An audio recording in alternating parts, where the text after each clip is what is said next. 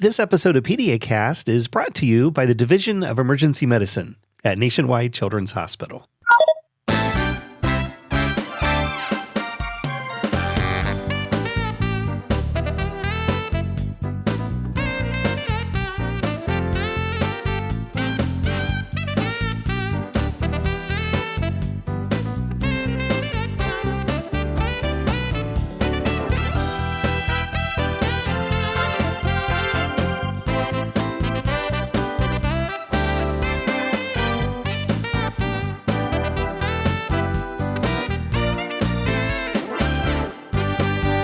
Hello, everyone, and welcome once again to PediaCast. It is a pediatric podcast for moms and dads.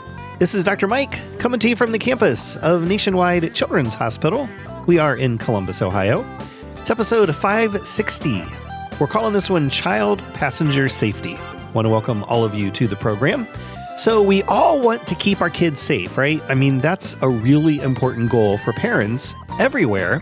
However, there is a dangerous activity that most of us do with our kids very frequently, sometimes every day, and that is driving them around in the family vehicle. Turns out that motor vehicle accidents are a leading cause of death for children 4 years of age and older, but it also turns out we can greatly reduce their risk of death with the proper selection, positioning, use, and maintenance of car seats and booster seats. Now, this isn't always as easy as it sounds, and from the lens of many parents, car seats and booster seats, seat recommendations may feel a little bit confusing and a bit of a moving target, literally. No pun intended there. It is a moving target, and that is because things have changed over the course of the last 10, 15 years or so. Certainly 15 to 20 years ago. So this is going to be the time when grandparents had their kids. The recommendations were quite different back then. And so you may have a family member who is giving you one piece of advice, but the advice now is not the advice that it was then. Things are much safer now. And that is because of the changes in these recommendations, which we are going to talk about. So our goal today is to explore car seat and booster seat recommendations, along with a discussion of why the current best practices are in place and what we can all do as parents to keep our kids safe while traveling. We have a couple of great guests joining us today, Dr. David Kling and Dr. Morgan Wurtz, both of them with Pediatric Emergency Medicine at Nationwide Children's Hospital. Before we get to them, I want to remind you the information presented in our podcast is for general educational purposes only. We do not diagnose medical conditions or formulate treatment plans for specific individuals. If you are concerned about your child's health, be sure to call your healthcare provider. Also, your use of this audio program is subject to the PediaCast Terms of Use Agreement, which you can find at PediaCast.org. So let's take a quick break. We'll get Dr. David Kling and Dr. Morgan Wurtz settled into the studio, and then we will be back to talk about child passenger safety. It's coming up right after this.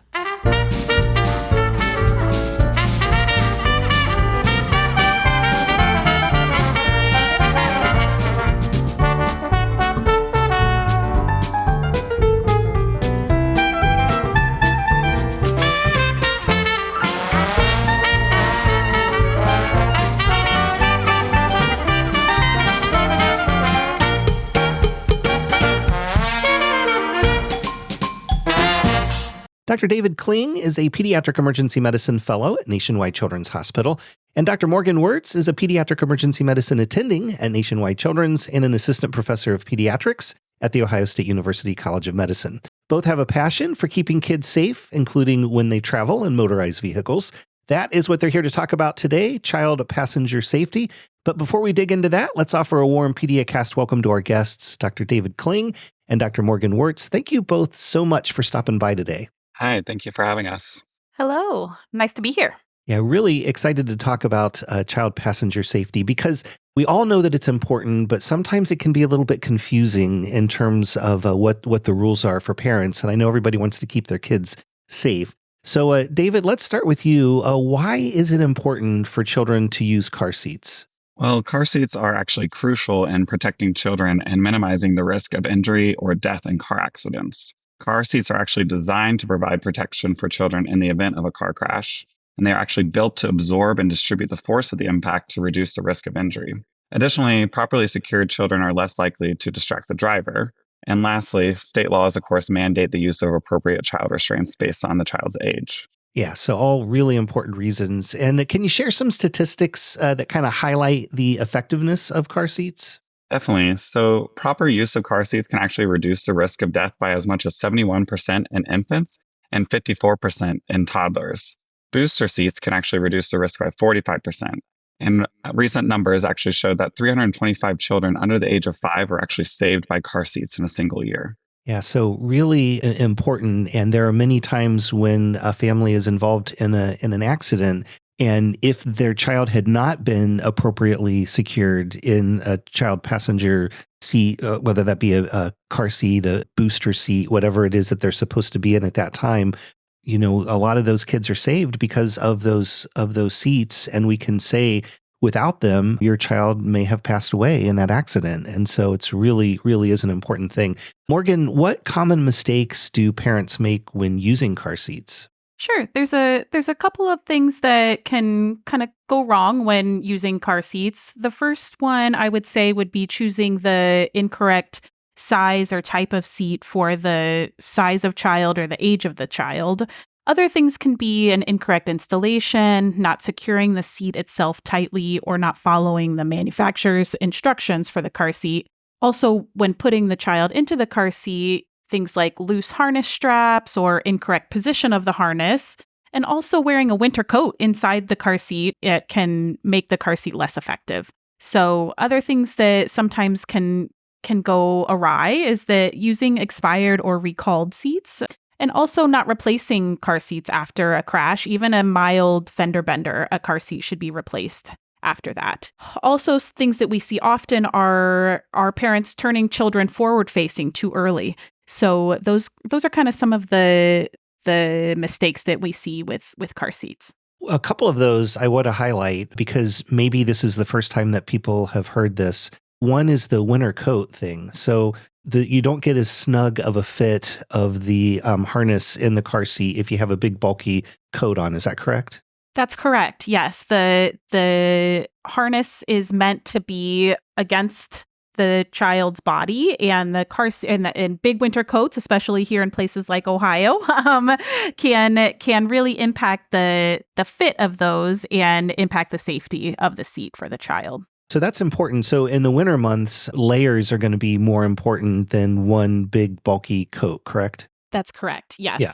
And then the other thing that you had mentioned that people may not be aware of is replacing the car seat, even if it's just a mild accident. And I guess the reason for that is you never know what kind of forces travel through the car.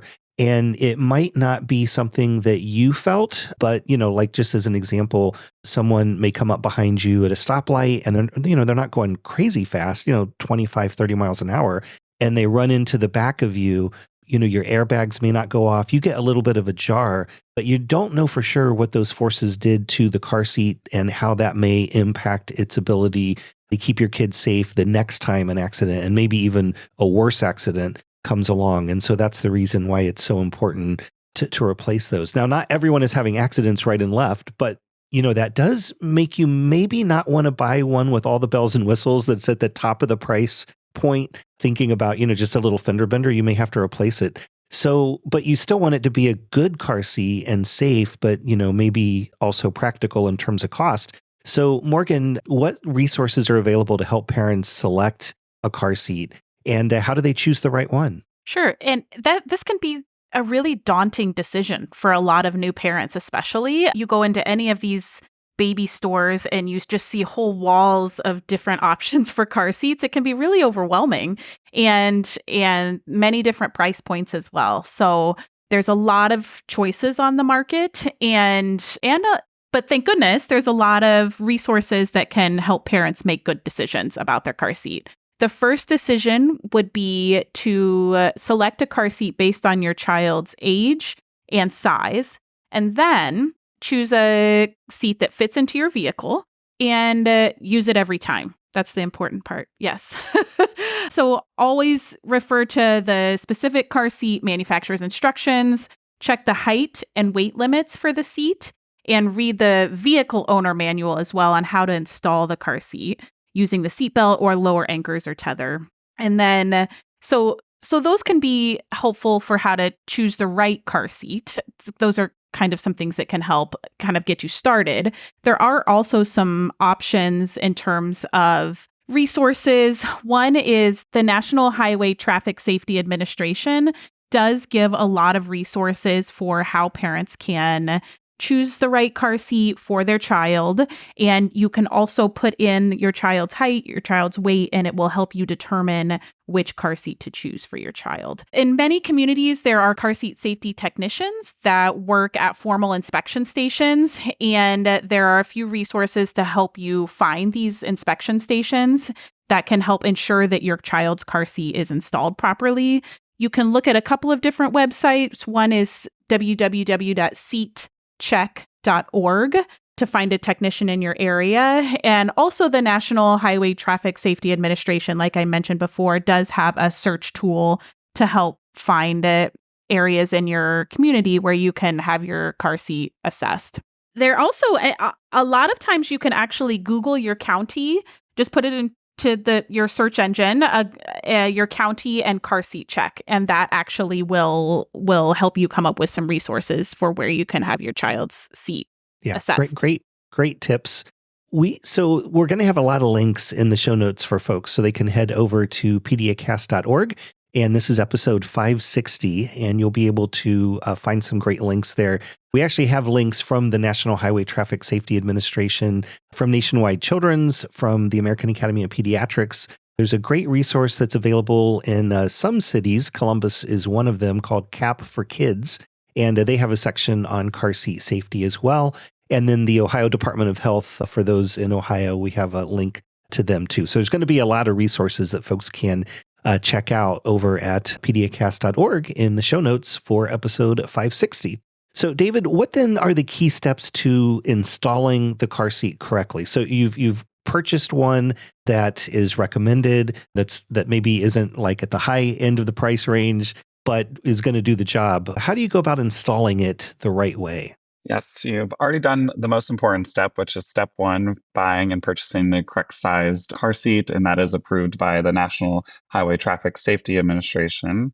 Next step, like Morgan already mentioned, is reading the manual, not only for the car seat itself, but the car, and then making sure that you install it in the back seat of the car appropriately, whether that be a rear-facing car seat or a front-facing car seat. They should not be interchanged.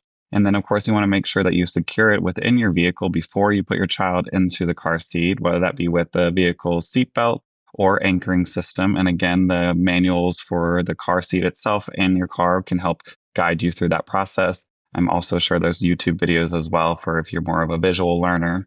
And then you want to also kind of another key step is make sure that it's installed at the appropriate angle. A lot of car seats actually have an angle indicator on the side of the car seat to ensure that you have it properly fitted into the car. Yeah, that's really important. And, a lot of times when we get new things, the instruction manual is something you sort of just toss aside. Like, I know how to do this, but it's going to be really important. I mean, your child's safety is at stake, to really look through the handbook that comes with it and follow all the instructions to the letter, and making sure, again, that car seat is certified for your child's age and weight and length and all of those things. Really, really important. How often then should parents check and adjust the car seat once it's in place?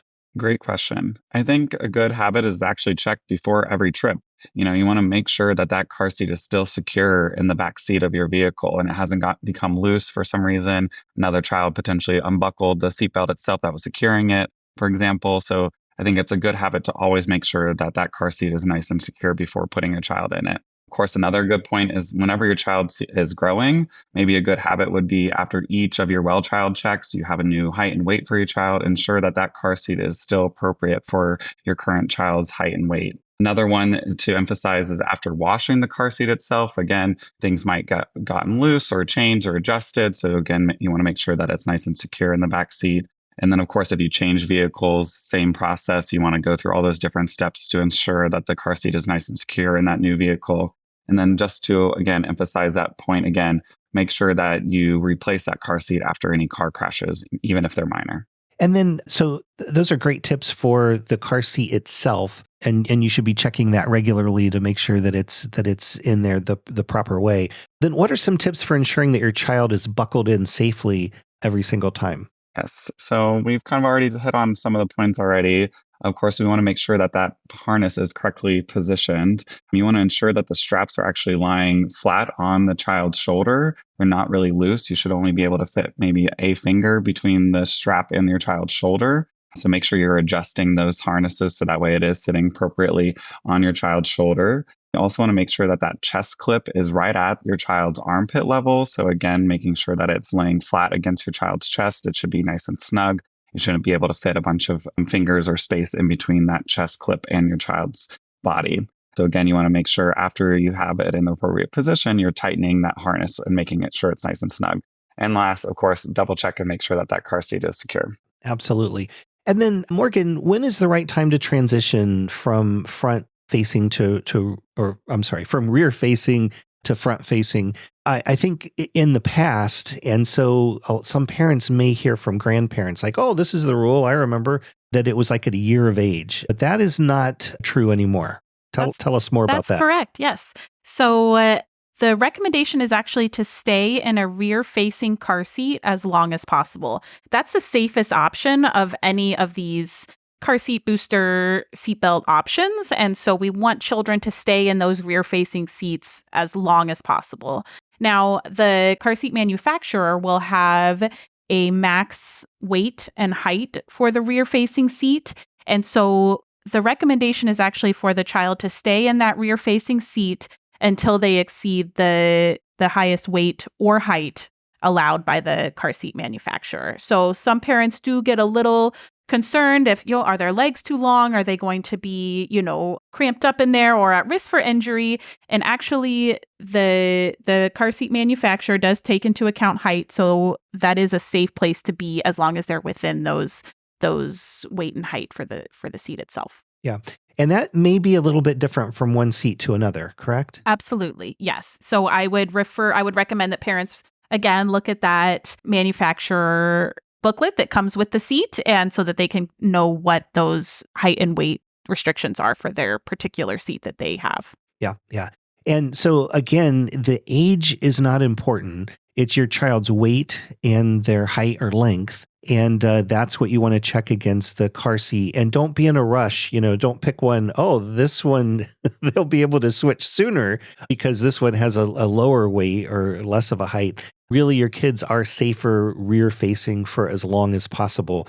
And I know that's a tough thing because about the time that your kids can talk, and they want to see what's happening out the front window. Absolutely. And of course, as a parent, you love them and you want them to enjoy the car trip. So you may have to get a little creative in terms of convincing your kids that the right thing to do is to still be rear facing, especially if they're smart cookies and they're going to do what they need to do to try to get their way too. But we want them to be safe. So the other transition point then is moving from the forward facing car seat to a booster seat. When is the right time to do that? Sure. So there's actually a similar It's easy to remember. So it's a similar kind of process from switching from a car seat to a booster seat.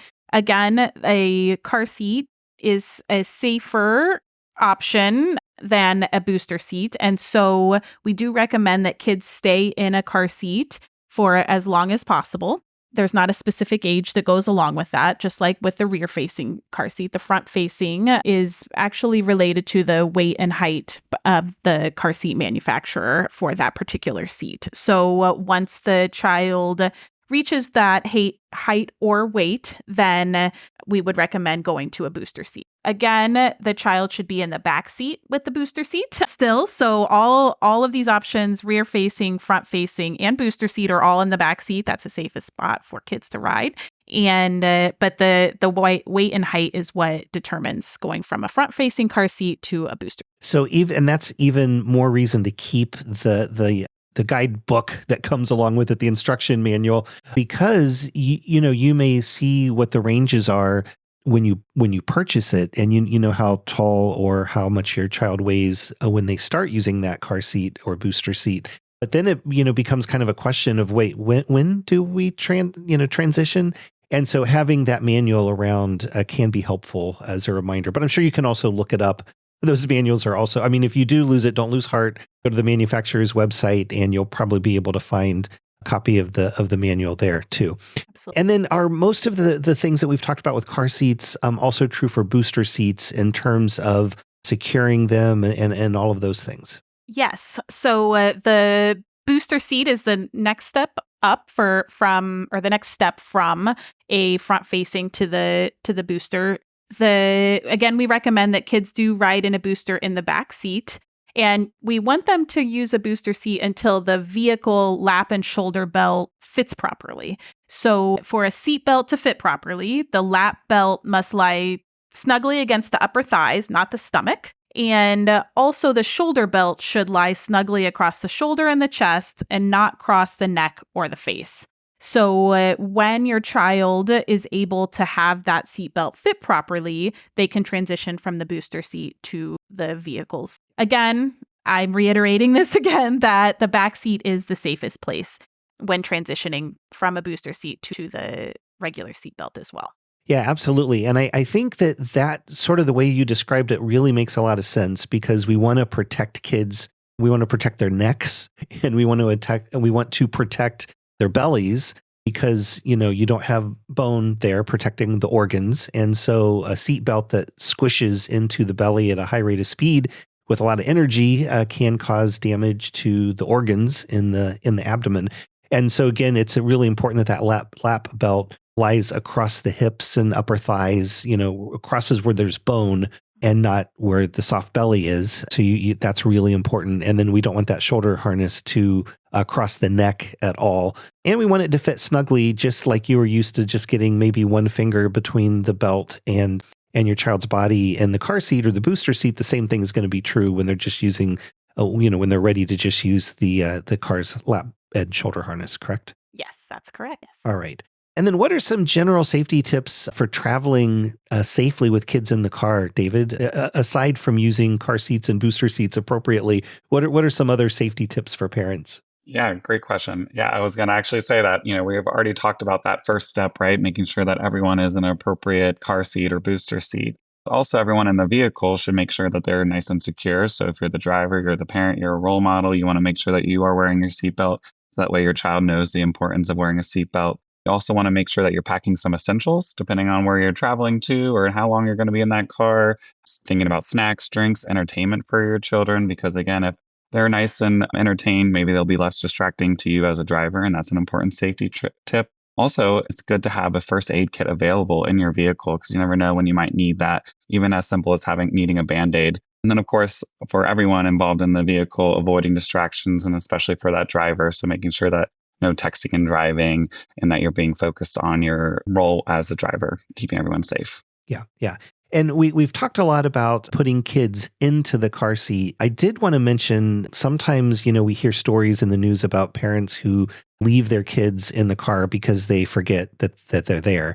Maybe they had a crazy morning and they drove straight to work and didn't stop at the daycare, but in your brain you think, oh yeah, I stopped at the daycare, but you're really remembering yesterday and not today. So it's really important to check that back seat every time you get out of the car, and just get in the habit of checking that back seat, right? Definitely very important. I agree. And there are cars now with some safety features, that may give you a little warning when you turn the car off. Of course, those are easy to start ignoring when you hear them over and over again. But that's, a tragedy that is 100% preventable. And we really want to get, parents, used to looking back there and making sure that their kid's not still in the back seat. Morgan, what can parents do to stay updated on recalls and safety notices? Because sometimes these come up, and unless you are searching for them, you might miss that your child's car seats had a recall or there's a particular safety notice. Absolutely. The manufacturer websites will have recall notices on there, but again, that would require you to kind of get in the habit of checking those websites. So you can sign up for email alerts about recalls through the National Highway Traffic Safety Administration or through Consumer Reports.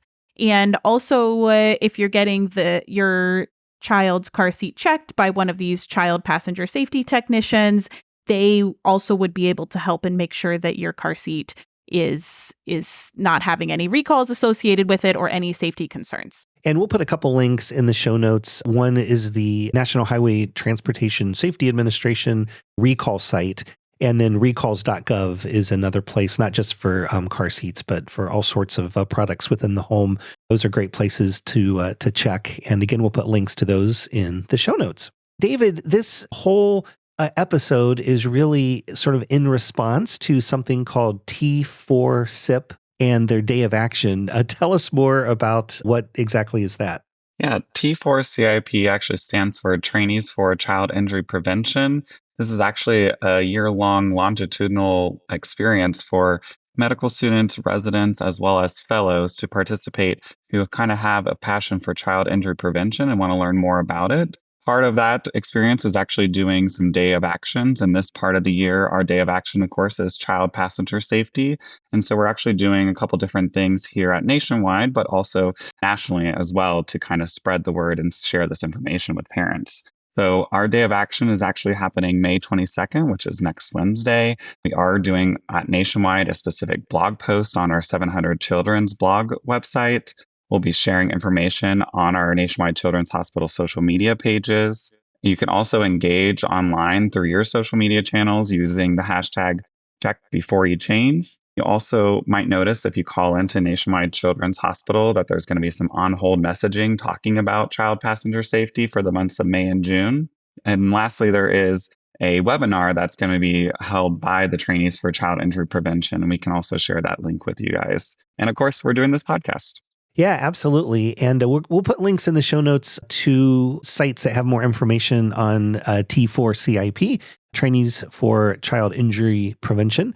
And we'll have a link to a site that talks more about the day of action. And I know you guys have a very active Instagram account. We'll put a link to that in the show notes as well. And then Morgan, tell us about emergency medicine here at Nationwide Children's Hospital. So all three of us here work in the emergency department at Nationwide Children's Hospital. It's a 24/7 emergency department staffed by emergency medicine physicians, as well as we have learners there as well. And we have an expert team of emergency medicine physicians, as well as surgeons and multiple subspecialties of medicine and surgery as needed for any kind of injury or illness that a child may present to us with. Hopefully, we don't see your child in the emergency department, but we are available for any types of injury and illnesses that children may present with. We're able to care for all types of pediatric injuries. And in fact, we saw over 93,000 patients in the main campus emergency department last year.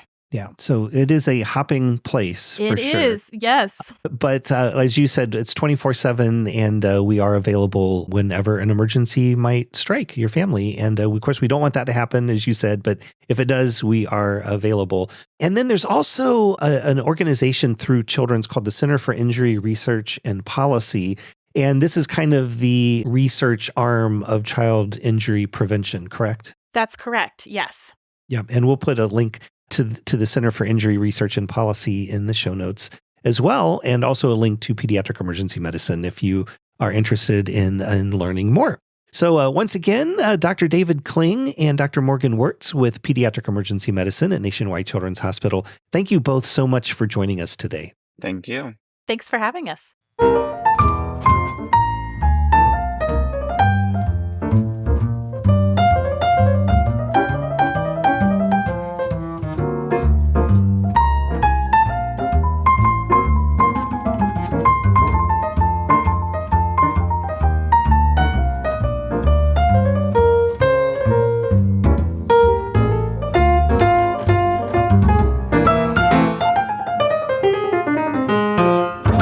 We are back with just enough time to say thanks once again to all of you for taking time out of your day and making PediaCast a part of it. Really do appreciate that. Also, thanks to our guests this week, Dr. David Kling and Dr. Morgan Wurtz, both with Pediatric Emergency Medicine at Nationwide Children's Hospital.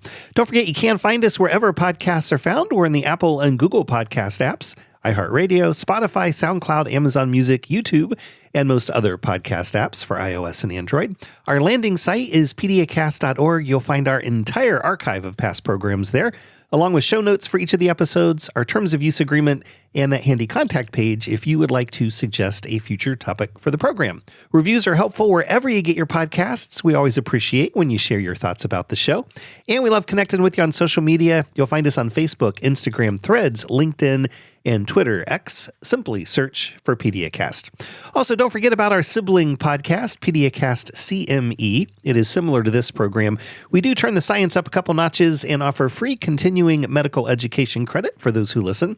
And that includes not only physicians, but also nurse practitioners, physician assistants, nurses, pharmacists, psychologists, social workers, and dentists. And since Nationwide Children's is jointly accredited by all of those professional organizations, it's likely we offer the exact credits you need to fulfill your state's continuing medical education requirements. Of course, you want to be sure the content of the episode matches your scope of practice. Shows and details are available at the landing site for that program, PediaCastCME.org. You can also listen wherever podcasts are found. Simply search for PediaCast CME. Thanks again for stopping by, and until next time, this is Dr. Mike saying stay safe, stay healthy, and stay involved with your kids. So long, everybody.